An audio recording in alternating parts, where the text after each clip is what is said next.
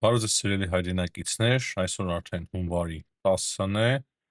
հետաքրքիր իրադարձություններ են տեղի ունենում այս օրերին հայ առաքելական եկեղեցու շուրջ, դա է մեր հաղորդման հիմնական հաղորդումը, ինչպես նաև սրընթաց իրադարձությունները Իրանում, որի մասին կարևոր է խոսել, հիշեցնեմ լայքերի և բաժանորդագրումների մասին, դա մեզ համար չափազանց կարևոր է և շնորհակալություն բոլոր նրանց, ովքեր որ միշտ լայքում են, բաժանորդագրվել են և պետք է բաժանորդագրվեն մեր ալիքին։ Ինչպես արդեն երևի թե տեղյակ եք, հայ առաքելական բարեփոխումների ծրագրին, օրակարգին սկսեցին երեկվանից միանալ նաև բազմաթիվ հոգևորականներ։ Երեկվա մեր հաղորդման մեջ ես ասում էի, որ 7 հոգևորական են միացել, մի քանի ժամ անց նրանց թիվը արագ դարձավ 10, 15, 20 և այս պահի դրությամբ դժվար է միանշանակ ասել որքան է նրանց թիվը, բայց իմ հաշվարկներով մոտ 3 տասնյակի է հասնում այն հոգևորականների թիվը, ովքեր որ միացան այդ նախաձեռնության, ինչը հստակ, շատ պարզ խորհրդանշում է այն, որ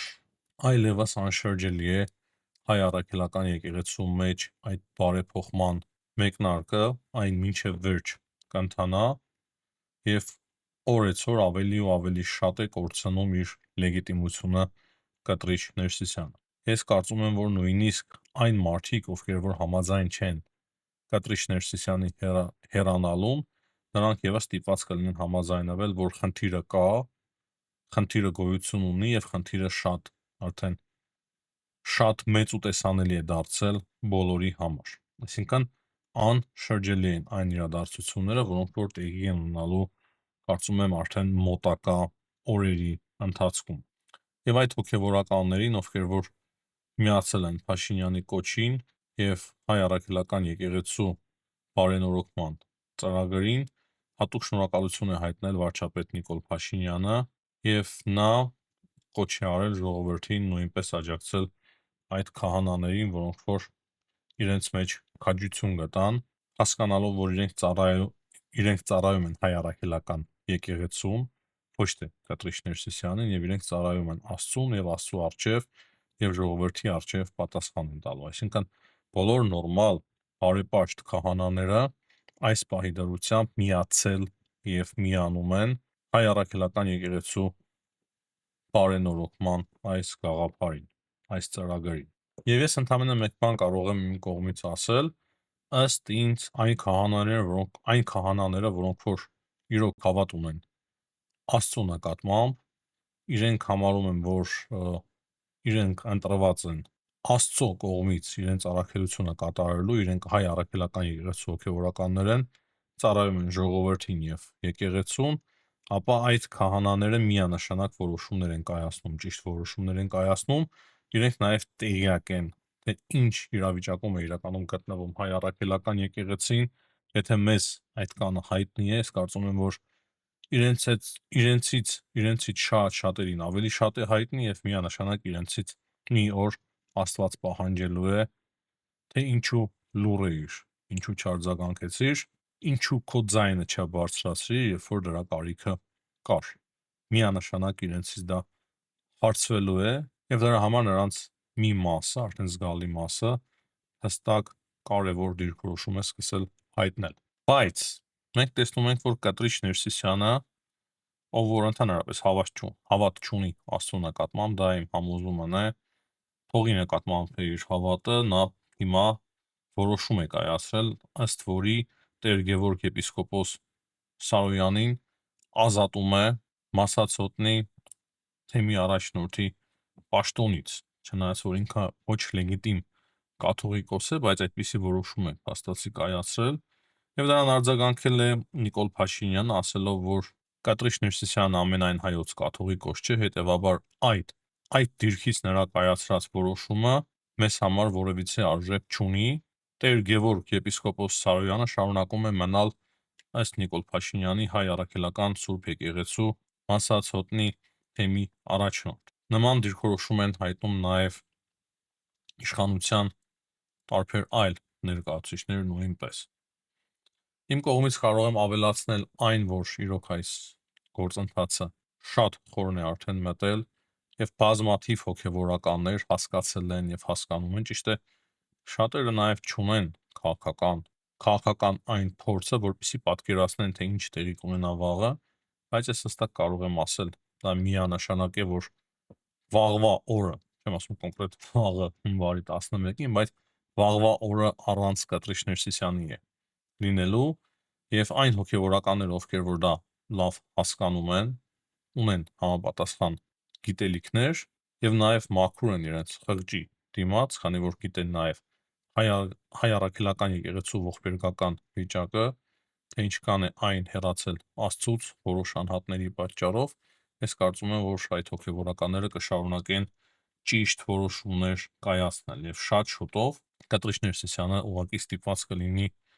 հեռանալ ամենայն հայոց կաթողիկոսի պաշտոնից, բայց ժամանակը եկել է միանշանակ, ես համոզված եմ իմ խոսքերի մեջ, ժամանակը եկել է եւ մոտ օրերի ընթացքում, եթե նա չհեռանա ամենայն հայոց կաթողիկոսի պաշտոնից, ապա այդ քահանաները, սրբազանները, ինչպես նաեւ Հայաստանի իրավապահ մարմինները, ժողովուրդը, այսինքն բոլորը միասին պետք է օգնեն Կտրիշ Ներսիսյանին, որպեսզի նա հեռանա ամենայն հայոց կաթողիկոսի պաշտոնից, նույն ժամանակ հնարավորություն չտալով նրան լքել Հայաստանը եւ հաստատվել Ռուսաստանում, թե չէ կստացվի այնպես, որ հայ առաքելական եկեղեցու մեջ կմցվի բաժանում, դրան են ձգտում նաեւ ռուսները, այդ դա միանշանակ պետք է կանխել եւ թույլ չտալ։ Հակառակ պարագայում մենք ավելի մեծ չարիք կունենանք, քան հիմա կա հայ առաքելական եկեղեցու մեջ։ Հիմա սիրելի հայրենակիցներ, խոսենք այն մասին, թե ինչ է տեղի ունենում Իրանում եւ ինչ հայտարարություններ է Իրանի մասով եւ ոչ միայն Իրանի մասով, ինչ հայտարարություններ է անում Դոնալդ Թրամփը, ինչ դիրքորոշում է ընդունել Ամերիկայի Միացյալ Նահանգների պետքարտուղարությունը,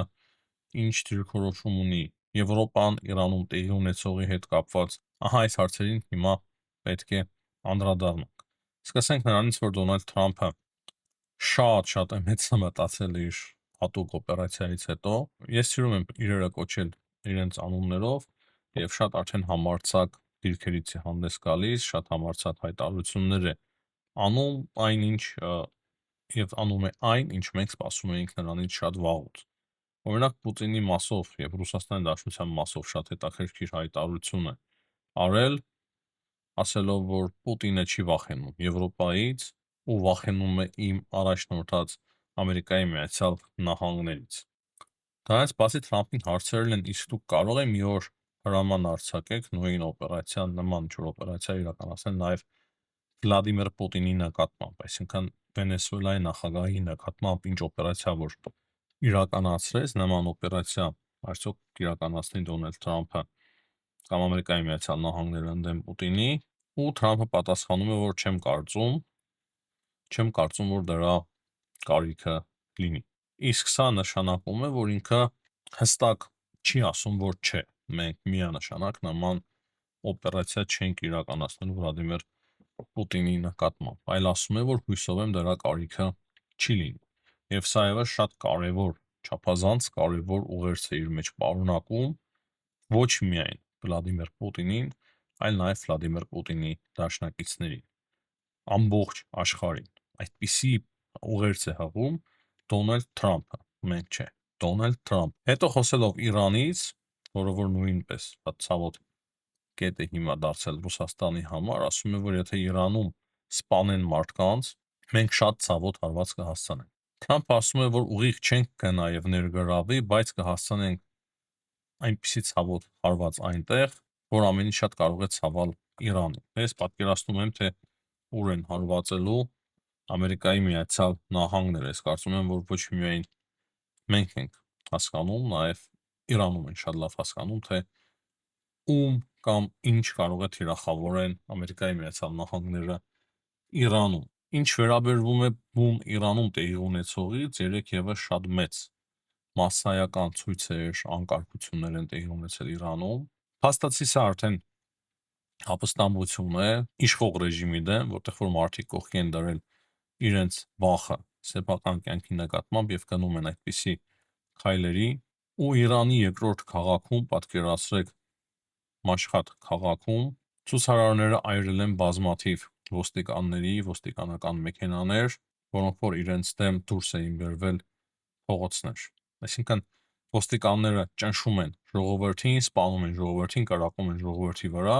եւ ի պատասխան ցուցարարները այրում են նրանց մեքենաների մեջ, իրենց շենքերում։ Ահա այդպիսի ծանր իրավիճակ է հաստատի Իրանում, ու մենք նաեւ տեղեկություններ ունենք այն մասին, որ այդ բախումների ընթացքում Իրանի երկրորդ մեծությամբ քաղաքը, Մեշխեդ քաղաքը անցել է ամբողջովին ցուցարարների ձեռքը։ Կան նաև տեղեկություններ, որ Ռուսաստանի Դաշնությունը ինքնաթիռներով զենք է մատակարարում հիմա շատ արագ Իրանին եւ նույն ինքնաթիռներով ոսկի է դուրս հանում Իրանից, մեծ քանակությամբ ոսկի է դուրս բերվում Իրանից։ Հավանաբար դա տեղի է ունենում Ալի Հոմեյնիի հրամանով եւ Ալի Հոմեյնին պատրաստվում է նաև փախնել Իրանից։ Եթե չկարողանան այրամբ խեղդել այդ ճնշումները, վերջնականապես իրենց չաչով խեղդել այդ ճնշումները, ապա Ալի Հոմեյնին ամենայն հավանականությամբ փախուստի է դիմել Ռուսաստանի Դաշնություն, դրա համար տեղեկություններ կան, որ հիմա ինքնաթիռներով ոսկի է տեղափոխվում Ռուսաստանի Դաշնություն, Իրանից ոսկի է տեղափոխվում Ռուսաստանի Դաշնություն։ Եվ այս ծանր իրավիճակում X սոցիալական ցանցը Իրանի դրոշը փոխել է, ներկայացնելով այն շահի ժամանակվա, փոխարինելով այն շահի ժամանակվա դրոշով։ Իրանի տարբեր քաղաքներում են սիրելի հայրենակիցներ հիմա մեծ ցույցեր եւ անկարգություններ եւ երեք տեղեկություններ ենք ստանում, որ Իրանի Քարաջ քաղաքի քաղաքապետարանի շենքում նույնպես հրդեհ է բռնկել, այսինքն ցուցարարները ի պատասխան ոստիկանության կրակոցների այրում են շենքեր, քաղաքապետարաններ, ոստիկանության մեքենաներ, ոստիկանության շենքեր, գրավում են հեռուստաընկերություններ, բայց Իրանի իշխանությունները շարունակում են այդ ցույցերը խեղդել այրան մեջ։ Եվ արդեն մենք ունենք նաև Իրանի Իսլամական հեղափոխության այդ կորպուսի պահապանների հայտարարությունը, որ նրանք արդեն գիտեն, թե ովքեր են կազմակերպում ցույցերը եւ նրանց բոլորին պատժի են ենթարկել, ասելով, որ այդ ամենը ուղղորդվում է արևմուտքից։ Իրականում շատ բարդ, դժվար, ծանր իրավիճակ է հիմա Իրանում, դժվար է որևիցե կանխատեսում անել։ Ռեժիմը փորձում է ամեն գնով, ամեն ձև օգտագործելով խեղդել այրան մեջ այդ ցույցերը, իսկ մարդիկ ուղղակի վերջին իրենց հնարավորություններով փորձում են դիմադրել այդ ռեժիմին։ Եթե այսպես շարունակվի, իրոք դժվար է կանխատեսել, թե ինչ արդյունք կարող է լինել այդ ցույցերից եւ անկարգություններից։ Եվ արևմուտքի աջակցությունը իրոք զգացվում է, առնվազն զգացվում է այն հայտարարությունների մակարդակով Ամերիկայի Միացյալ Նահանգների պետքարտուղար Մարկո Ռուբիոն է հայտարարությամբ հանդես եկել աջակցելով Իրանի ժողովրդին, Եվրոպական միությունը նույնպես աջակցել է Իրանի ժողովրդին, կոչ անելով Իրանի իշխանություններին զերծ մնալ ուժի կիրառումից, արգելով մարդկանց հիմնարար իրավունքները, նման կոչեր անելը հետաքրքիր է, Եվրոպայից այդպիսի կոչեր են հնչում, բայց մենք տեսնում ենք, որ Իրանում ուղղակի սպանում են մարդկանց եւ միայն երեկվա տվյալներով 40-ից ավել զոհ կար Իրանում։ Այսօրվա տվյալները դեռ մենք չենք ստացել, ես կարծում եմ, որ այդ թիվը կարող է արդեն կրկնապատկվածել լինել։ Իրանի ազգային անվտանգության խորհրդի ղեկավար Ալի Լարիջանին էլ հայտարարել է, որ իրենք պարզել են, որ շատերը արևմուտքից են առաջնորդվում այդ ցույցերը եւ նրանց մեծ մասը արդեն այդ կազմակերպիչների ձերբակալված են եւ մոտ ապագայում մնացածներին էլ կձերբակալեն։ Նրա խոսքերով շատ քաղաքացիներ թյուրիմացության մեջ էին ուղակի մտցվել եւ ցուցարարները գալիս էին ցույցերի զինված, հարձակվում էին ոստիկանության վրա, փորձում էին գրավել տարբեր շինություններ, անվտանգության կառույցներ, բայց իր խոսքերով անվտանգության տարբեր կառույցները շատ լավ պաշտպանված էին, դրա համար ցուցարարներին դա չի հաջողվել այս պահի դրությամբ։ Այսինքն հստակ ասում են, որ մենք արևմուտքն է մեղավոր եւ մենք կխեղդենք այդ ցույցերը արյան մեջ։ Եվ դրանից բացի շատ ինֆորմացիոն դաժան պատերազմ է գնում Իրանի շուրջ, Իրանի իշխանությունները փորձում են ամեն կերպ շատ վատ ձևով ներկայացնել ցուցարարներին, որ նրանք մզկիթ են այրում, նրանք ոստիկանության շենք են այրում, նրանք քաղաքապետարաններ են այրում, բայց նույն ժամանակ չեն խոսում այն մասին, որ նրանք, այսինքն ոստիկանները իշխանության հրամանով հրազեն են կիրառում խաղաղ բնակիչների նկատմամբ։ Սա է իրականում, սիրելի հայրենակիցներ, այնինչ մեզ հայտնի է, թե ինչ է տեղի ունենում Իրանում, եւ այս ամենը իրոք սպասելի էր հայտարարած պարտությունից հետո, որը որ կրեց Իրանը անցյալ ամռանը Իսրայելի հարձակման հետևանքով։ Հիմա երկու խոսքով անդրադառնանք նաև այլ կարևոր հարցերի, ինչպես հայտնում է Տելեգրաֆը, բրիտանական Տելեգրաֆը, Ամերիկայի Միացյալ Նահանգները եւ Ուկրաինան ստորագրելու են շատ կարևոր մի փաստաթուղթ, որով որ Ամերիկայի Միացյալ Նահանգները 800 միլիարդ դոլար են հատկացնելու 10 տարիների ընթացքում Ուկրաինայի վերականգնման համար։ Իսկ Ֆրանսիայի նախագահ Էմանուել Մակրոնը երկրում տարբեր հանդիպումներ է անցկացնում խորհրդարանի նաև ներսում, խոսելով այն ծրագրից, թե ինչպես է Ֆրանսիան զորք տեղակայելու Ուկրաինայում, երբ որ պատերազմը ավարտվի այնտեղ։ Իսկ Թրամփը կրկին ու կրկին խոսում է Վենեսուելայից, խոսում է Ռուսաստանի Դաշնությունից եւ Չինաստանից։ Ասում է, որ Վենեսուելան չպետք է նավթ վաճառի Ռուսաստանին եւ Չինաստանին, եւ Չինաստանը եւ Ռուսաստանը պետք է հեռու մնան Վենեսուելայից, եթե ուզում են Չինաստանը եւ Ռուսաստանը, ապա կարող են նավթ ձեռք բերել Ամերիկայի Միացյալ Նահանգներից, որ նավթը որ ուզում են, Ամերիկայի Միացյալ Նահանգները պատրաստ է տրամադրելու Չինաստանին եւ Ռուսաստանին։ Ճիշտ ասած, այսպիսի հայտարարությունները շատ հետաքրքիր են։ Դրանք ուղղակի փոխում են ընդհանուր դիվանագիտական մոտեցումները, դիվանագիտական հայտարարությունների ոճը, արդարացումները, թե այս կամ այն պետությունը ինչի է այսպես կամ այնպես վարվում, այլ բաց շատ հստակ, կոնկրետ ճիշտ ճակատին ասում են, որ ուղղակի մենք չենք ցանկանում, չենք ուզում, որ դուք Վենեսուելայից նավթ գնեք եւ դուք չպետք է գնեք, Վենեսուելան ձեզ չպետք է վաճառի, եթե ուզում եք այդ նույն նավթը, մենք կվաճառենք ձեզ, բայց մենք ենք վաճառելու ձեզ, այլ ոչ թե Վենեսուելան։ Այսքանը, սիրելի հայրենակիցներ, այսօրվա համար հաջողություն եմ մաղթում բոլորին, ցտեսություն, կհանդիպենք։